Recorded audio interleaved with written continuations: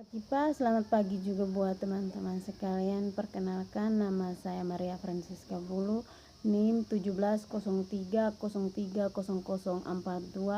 kelas A, semester 7, reguler pagi.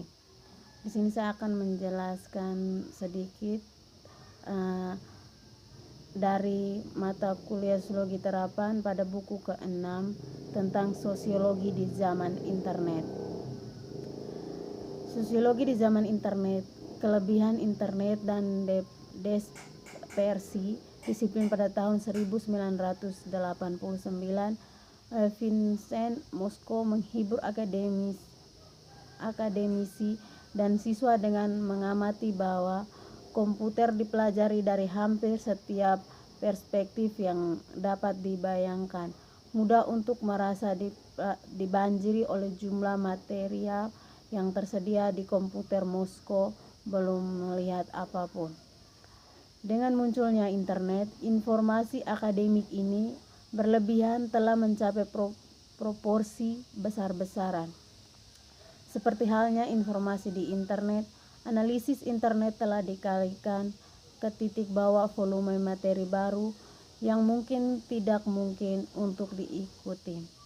Namun gaya yang mendorong penggadaan ini masih sama dengan yang diidentifikasikan oleh Moskow.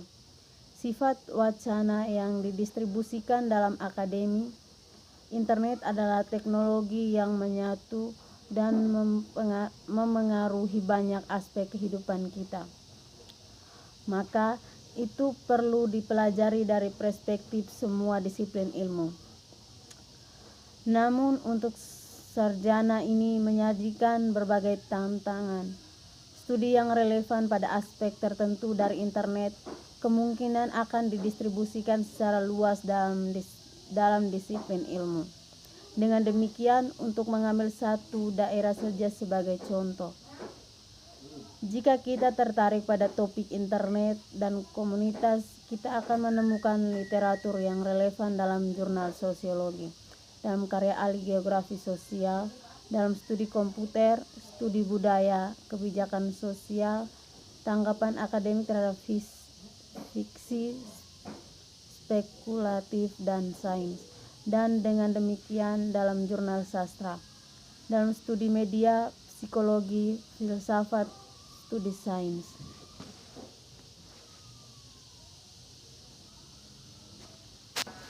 Minta maaf, studi bisnis. Di sini daftarnya. Pada kenyataannya berpotensi universal dengan kemungkinan pengecualian sejarah. Untuk studi sebagian besar futuristik dalam penekanan. Masalah yang paling jelas hadiah ini adalah kesadaran. Bagaimana mungkin bagi setiap individu, bagaimana dengan metodis dan pekerja keras untuk mengikuti banjir teks ini. Hambatan institusional untuk pengetahuan interdisipliner yang tangguh dan tidak kalah pentingnya adalah perpustakaan. Di sini sebagian besar titik akses kami ke literatur diorganisasikan seputar topik atau disiplin ilmu yang spesifik. Dengan demikian, menemukan bahan yang relevan bahkan di persediaan perpustakaan terbaik adalah masalah logistik yang cukup besar. Masalahnya benar-benar mendapatkan pekerjaan. Anda dalam pertanyaan bagaimanapun kurang tangguh daripada mengetahui bahwa pekerjaan itu ada untuk memulai. Yang berikutnya adalah terminologi spesifik disipliner. Pada tingkat paling dasar, kurangnya mata uang intelektual umum ini berarti bahwa tidak ada perjanjian umum mengenai jenis fenomena yang diwakili oleh internet. Ada berbicara secara luas tiga karakterisasi utama internet dalam literatur: sebagai ruang sosial, sebagai media, atau sebagai teknologi. Tentu saja pada kenyataannya internet secara bersamaan ketiga. Dalam memisahkan definisi yang berbeda dari internet yang penting untuk tidak jatuh ke dalam perangkap membingungkan apa yang telah disebut sebagai alasan praktis dan teoritis. Bukannya bahwa dalam praktik sehari-hari orang berkeliling menggunakan konstruksi teoritis dan skema yang dihasilkan sosiolog untuk menggambarkan perilaku mereka. Dengan demikian, untuk pengguna sehari-hari, internet dapat secara bersamaan semua ini, atau tidak ada yang di atas. Intinya adalah bahwa ketika kita sebagai sosiolog berbicara tentang internet, kita cenderung bimbang antara definisi ini dengan cukup bebas dan seringkali tanpa pengakuan apapun yang dituju. Ini bermasalah sejauh ini mengaburkan sifat internet sebagai objek penyelidikan. Ini dapat dengan mudah dilihat jika kita mempertimbangkan berbagai jenis pertanyaan yang diminta oleh definisi yang berbeda untuk melihat internet sebagai ruang sosial, karena banyak ahli teori di sini dilakukan adalah memahami pengalaman online sebagai tempat lain secara harafiah, agora atau tempat lain dari teori politik. Yang berikutnya adalah sosiologi dan studi budaya. Dengan kebangkitan internet, atau lebih tepatnya munculnya berbagai bentuk virtual, beberapa teori sosial dan sapi-sapi filsafat yang paling suci tadi lusuri untuk pembantaian potensial. Kontribusi Nicholas Gene terhadap debat yang sangat informatif yang terjadi di halaman-halaman informasi jurnal Komunikasi dan Masyarakat pada tahun 2005 adalah contoh yang sangat baik dari agenda luas ini. Gane mengambil masalah dengan argumen Chastel bahwa internet hanya membutuhkan dimensi lebih lanjut untuk hubungan sosial yang ada.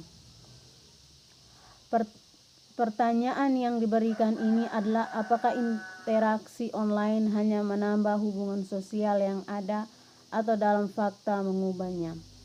Saya akan memperdebatkannya yang terakhir. Tampaknya bagi saya bahwa teknologi terkait internet telah secara langsung mengubah pola kehidupan sehari-hari, termasuk cara kami bekerja, mengakses dan bertukar informasi, berbelanja, bertemu orang-orang, dan memelihara dan mengatur ikatan sosial yang ada. Teknologi ini telah melakukan lebih dari menambah pengaturan sosial yang ada. Mereka secara radikal mengubah 3 bidang utama kehidupan sosial, bidang produksi, konsumsi, dan komunikasi. Inilah sebabnya mengapa dimungkinkan untuk berbicara tentang bidang analisis sosiologi secara kualitatif yang mungkin disebut usia informasi. Yang berikut adalah komunitas, di mana masalah masyarakat di area digital diposisikan di persimpangan antara geografi, komunikasi, dan budaya. Dua perdebatan utama di daerah tersebut untuk sosiologi telah difokuskan pada pertanyaan hubungan internet dengan kehidupan online dan komunitas offline, dan persimpangan antara ruang fisik dan elektronik. Yang pertama dari ini menyelesaikan pertanyaan tentang bagaimana kita dapat memahami sifat komunitas online dan beberapa jauh komunitas-komunitas ini dapat melayani peran secara sosial yang sama dengan komunitas tradisional. Pada umumnya, studi ini menempatkan pembagian antara komunitas virtual dan nyata, dan mencoba memahami dampak satu pada yang lain. Mayoritas penelitian telah mempertimbangkan hal ini dalam hal dampak internet pada komunitas tradisional daripada dampak kehidupan offline pada formasi komunitas online.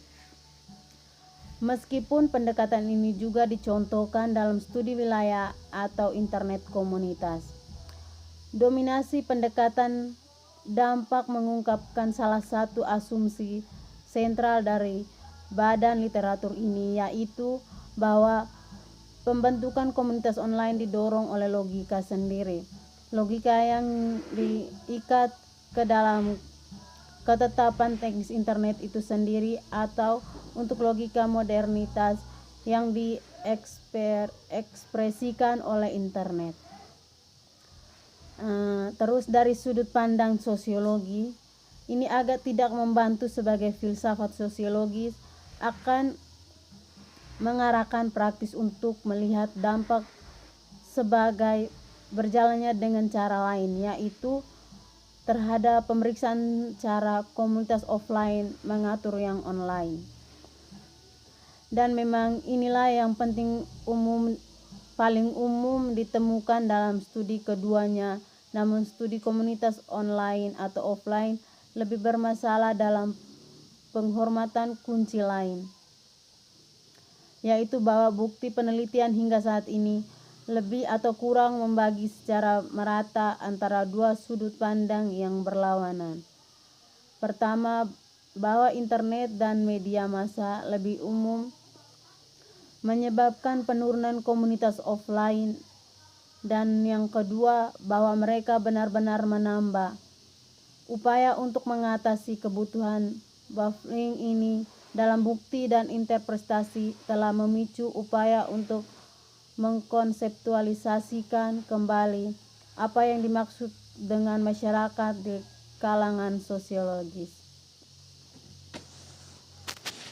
Yang berikut yaitu kekuatan.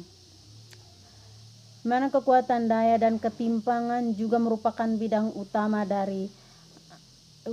di mana teori sosiologis telah dikatakan membutuhkan perbaikan sebagai hasil dari kedatangan dan kebangkitan internet. Selama dekade terakhir, sosiolog telah dipanggil untuk mempertimbangkan kembali keterikatan mereka pada definisi tradisional pekerjaan atau struktural kelas demi yang lebih teknologi dan sentris. Analisis Richard Florida tentang kebangkitan kelas kreatif pada tahun 2004, Crocker dan teori Weinstein tentang virtual class pada tahun 1994, teori-teori informasi Scott yang melampaui dan kelebihan gelang pada tahun 2002, Marx kelas sosial telah didasarkan pada gagasan yang lebih luas tentang inklusi dan akses, di mana akses dipahami sebagai kemampuan untuk menggunakan dan mengeksploitasi media baru. Yang berikutnya adalah mendekati jaringan. Pendekatan untuk jaringan surat kabar Spoof Amerika dalam volume spin-off berjudul Abad Bodoh Kami membawa berita tentang tenggelamnya Titanic pada tahun 1912 di bawah headline hits metafor terbesar di dunia, di mana Titanic telah menjadi metafora untuk industri manusia, kemajuan historis, optimisme atau hubris untuk hubungan manusia dengan alam. Untuk sistem kelas bahasa Inggris untuk seluruh cara hidup masyarakat pada kelahiran abad ke-20. Namun dalam beberapa tahun terakhir, internet telah mengambil alih sebagai metafora yang paling sulit di dunia.